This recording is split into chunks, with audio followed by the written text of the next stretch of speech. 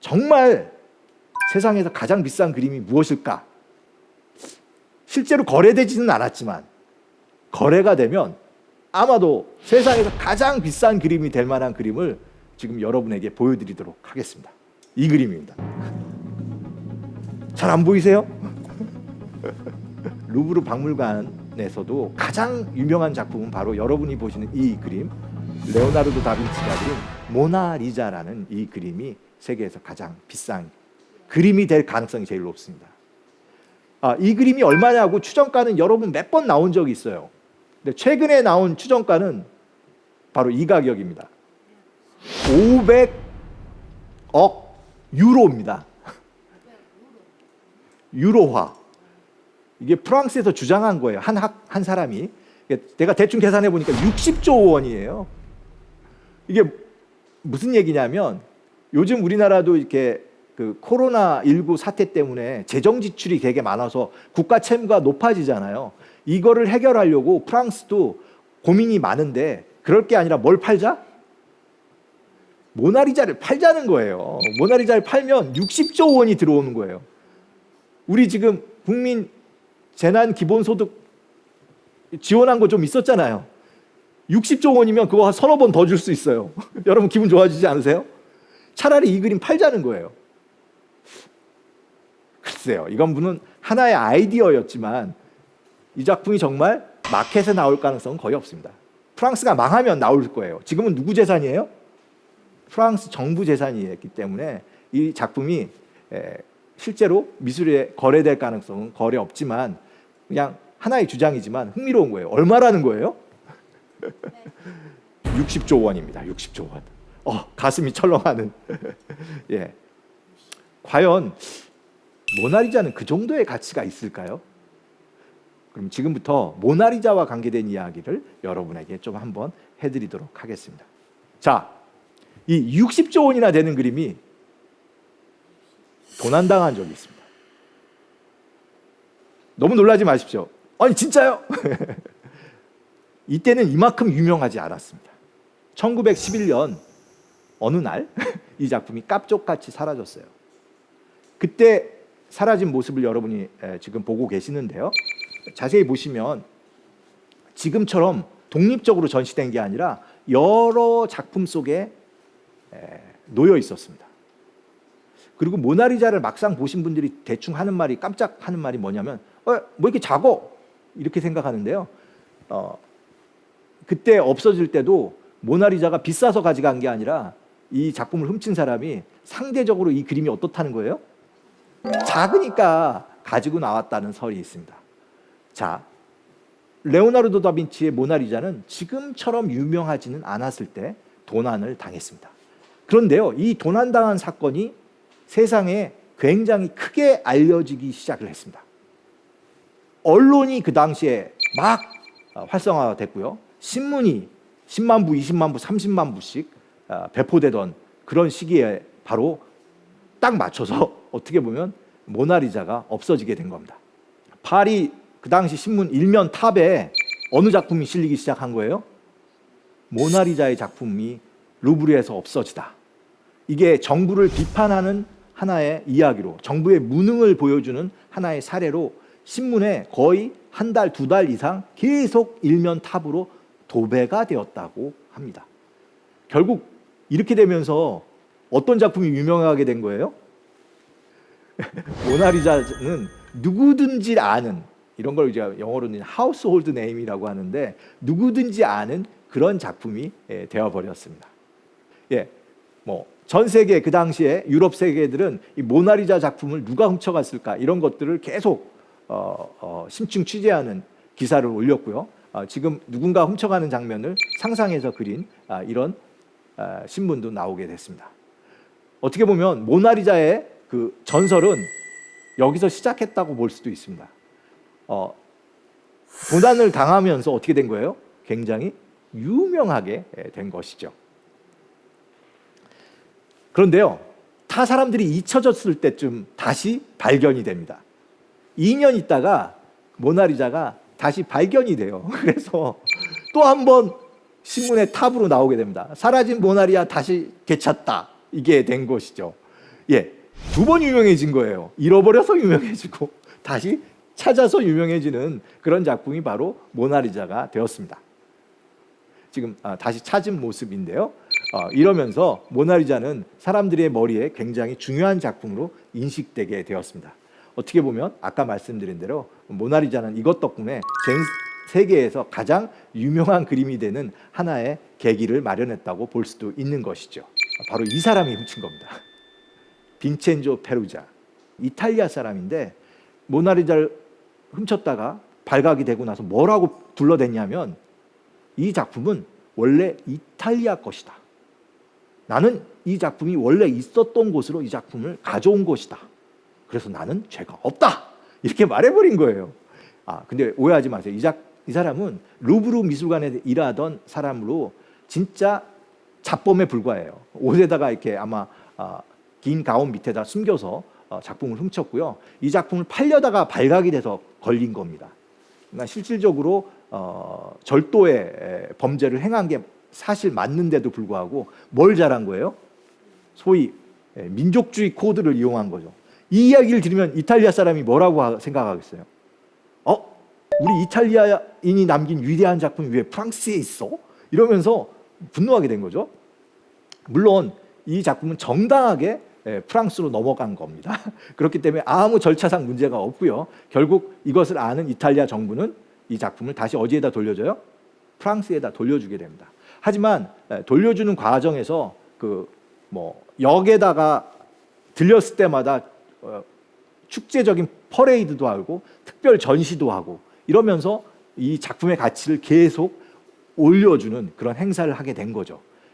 이런 모든 것들이 합쳐지면서 레오나르도 다빈치가 그린 모나리자는 정말 유명한 작품이 되었던 겁니다.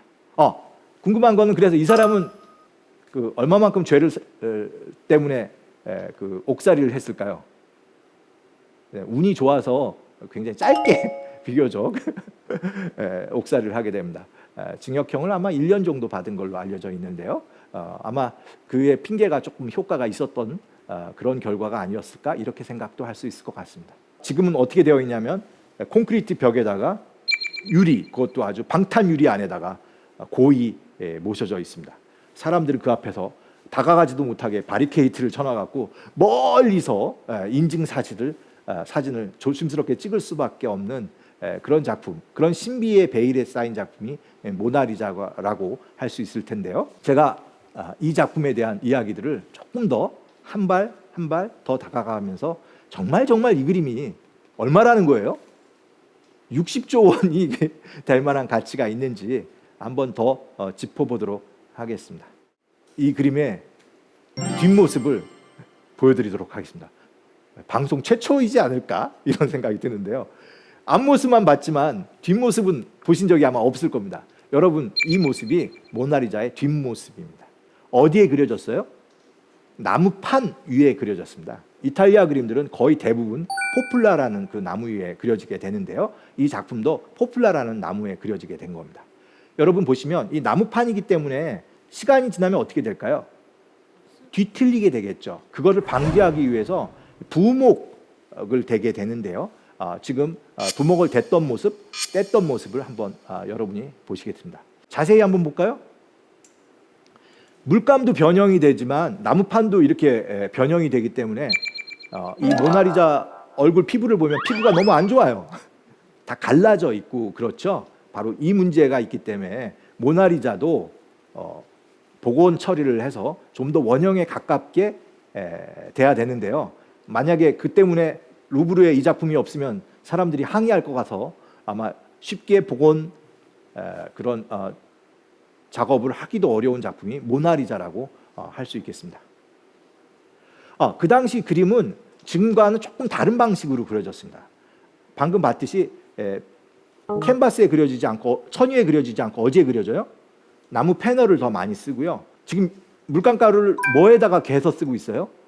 결한 노른자에다가 개는 게 유행을 하다가 레오나르도 다빈치 때쯤 되면 이탈리아 작가도 여기다가 유화, 기름을 쓰게 됩니다. 이게 레오나르도 다빈치 하면 뭐예요? 과학자 같은 예술가인데 이렇게 재료가 바뀌니까 표현이 바뀌는 거에 대해서 레오나르도 다빈치는 너무 흥분한 거예요. 그래서 레오나르도 다빈치는 그림을 그릴 때 뭐를 더 신경 쓰게 됐냐면 그림 물감을 어떤 것을 쓸까를 굉장히 신경 쓰게 됐습니다.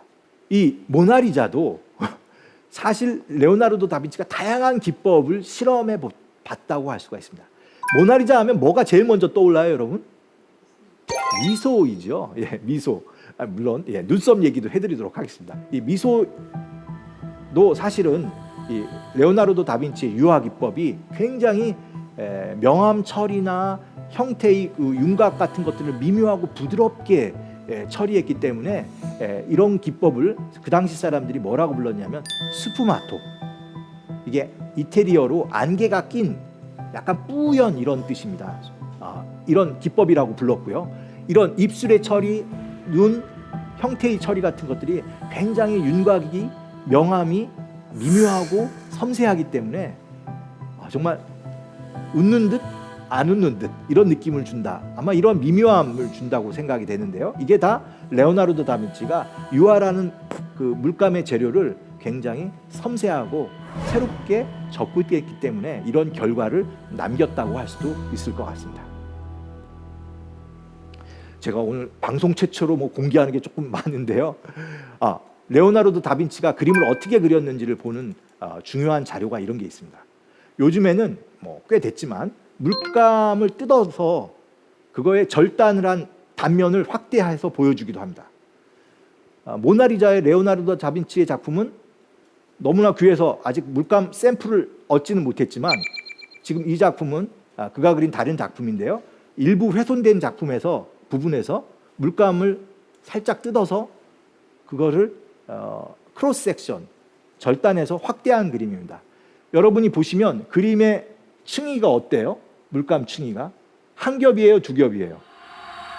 세 겹, 네 겹, 다섯 겹, 여섯 겹입니다.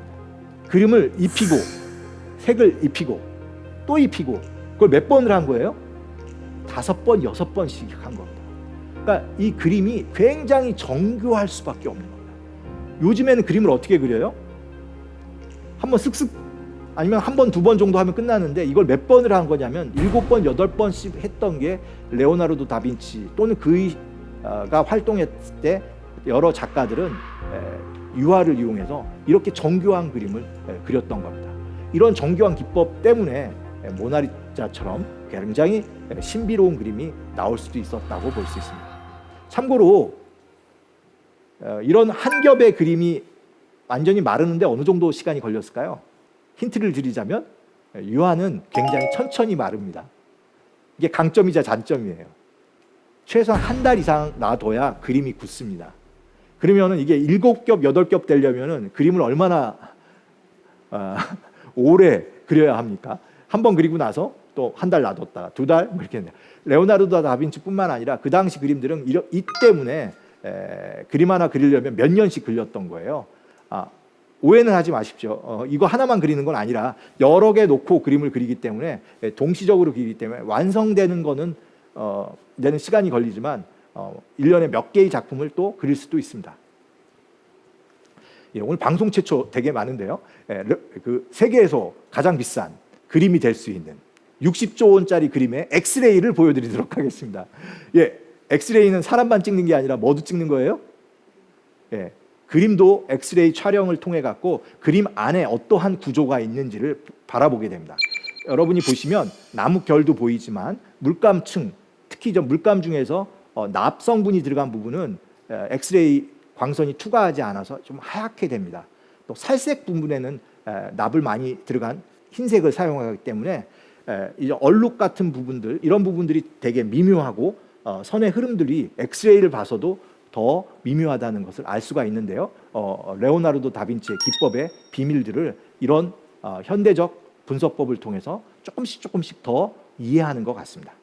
모나리자라는 이 여인, 모나라는 것은 어떻게 보면 마님 이런 뜻입니다. 그러니까 리사 마님이 모나리자입니다. 그때도 이미 미소에 대한 이야기가 많아서 이 여인이 잘 웃질 않아서 광대를 이용해서 웃기게 한 다음에 이 그림을 그렸다. 우리가 잘 알려진 이런 이야기도 실제로 그 당시 기록에 있는 것이라고 할 수 있겠습니다. 그 중에서 제가 제일 좋아하는 부분은 이 레오나르도 다빈치의 이 그림을 보면 목구멍이 요동치는 것 같은 느낌을 받았다라고 합니다. 레오나르도 다빈치가 사람을 정확하게 그리기 위해서는 사람을 정확하게 알아야 한다, 이런 생각으로 시체 해부를 했거든요. 오른쪽의 그림은 레오나르도 다빈치가 그린 사람의 해골의 절단면입니다. 이 구강의 구조, 목의 해부학적 디테일이 다 살아있죠. 이런 것을 아는 사람이 모나리자를 그린 것이고, 모나리자의 지금 여러분이 입술과 목을 보면 이게 뭐가 느껴져요? 목구멍이 요동치는 그런 느낌을 받으셔야 되는데, 물론 그 당시 특유의 과장이라고 할 수 있지만 충분히 이 작품의 가치를 그 당시에도 이미 알았다고 할 수 있습니다. 그런데요, 여기에 또 반전이 있는 거 아세요? 이 60조 원 되는 그림이 가짜라는 설도 있습니다. 가짜는 아니더라도 진짜 모나리자는 아니라는 설도 있어요. 바자리는 뭐라고 기록을 하냐면 이 모나리자는 눈썹이 아주 생생하다라고 썼습니다. 근데 이 그림에는 눈썹이 있어요, 없어요? 바로 이것 때문에 이 그림은 레오나르도가 그린 제3의 그림이고 진짜 모나리자는 따로 있다라는 주장을 하는 사람이 있습니다. 그런데요, 진짜 이거 여러분이 보는 작품이 아니라 제2, 제3의 모나리자가 진짜라고 주장하는 그런 작품이 계속 있습니다. 제가 한번 보여드릴게요. 이런 작품입니다. 스페인 마드리드 프라도 미술관에 있는 이 작품도 이게 원래 모나리자다라는 설이 있습니다. 자세히 보시면 눈썹이 아주 정확하게 잘 그려져 있습니다. 이 그림을 가진 사람은 이 그림이 진짜 모나리자라고 주장을 합니다. 어떠세요? 모나리자의 시스터들이 이렇게 많아요. 자매들이 전 세계로 한 20개가 넘습니다. 원래 서로 진짜라고 얘기하고 있어요. 어느 게 진짜 모나리자일까요? 한번 또 생각해 보시죠.